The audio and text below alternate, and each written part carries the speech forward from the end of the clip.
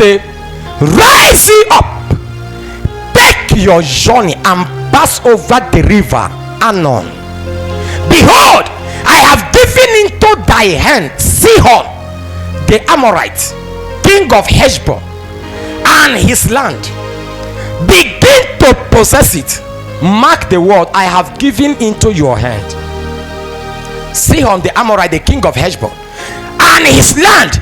God gave his people the land and also gave them the king, as in they should go there and carry everything. Now God now told them something. He said, begin to possess it and do what? Contend with him in where? Read loud. Contend with him in where? He said, I have given you the land, I have given you the king, possess it. He now tell them to begin to contend with him in battle. Give me 2 Corinthians chapter 10 verse 3 and 4. Look up here. For though, everybody read loud, if you can see here clearly, read loud. For though we walk in the word, we do not war against the, verse 4. For the weapons of our warfare are not carnal, but mighty through God to the pulling down of strongholds. This morning I'll be ministering what I title warfare for welfare. Warfare for welfare. Don't you neighbor say, neighbor, warfare for welfare. Warfare for welfare. Every victory is preceded by a battle. Where there is no war, there is no victory. If you must get victory in life, you must fight. Nobody is victorious without a war. Nobody is a hero without a war. Where there is warfare, there is welfare. Any place you see a lot of war going on, this is the reason why nations rises against nations. Imagine when some genocide was going on in the northern part of the country, and the man called Donald Trump, the president of US, said he wanted to come and intervene. Did you hear the kind of speculation that was going around? People say he was coming because of the oil of Nigeria. That is to say, anywhere you sense war, there is something good there. Anywhere there is a warfare, there is a welfare. So when you see yourself fighting, hear me well, there is no testimony without a test. There is no testimony without a test. There is no crown without a conflict. If you must wear a crown on your head, there must be a conflict. There must be a war. The reason why it look as if some persons cannot give testimonies is because they are not ready to go through the test. It is your test that gives you money. That is why it is called testimony.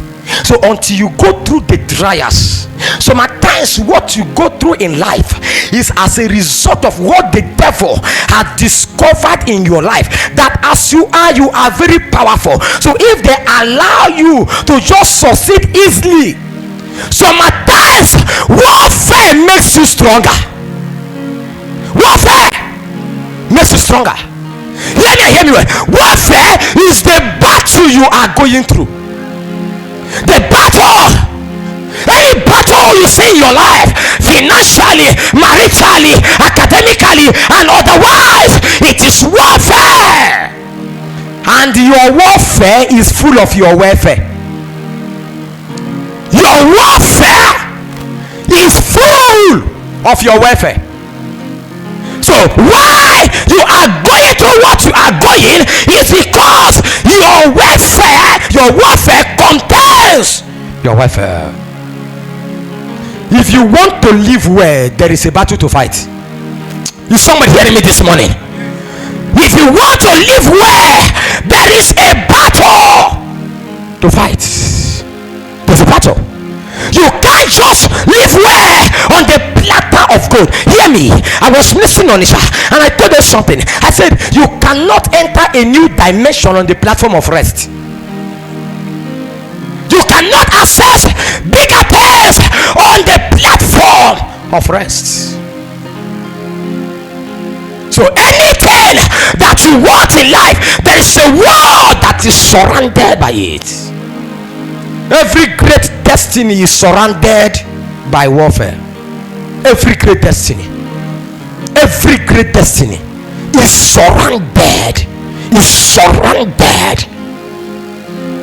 is surrounded. Freedom is not free. There's a price for freedom. If you want to be free in life, there's a price you have to pay. But tell me, I have a word for somebody under the sound of my voice. Anywhere you are, as long as you can hear my voice, as I hear your amen, whatsoever you are going through, in the name of Jesus, it comes to an end. I say it comes to an end. In the name of Jesus.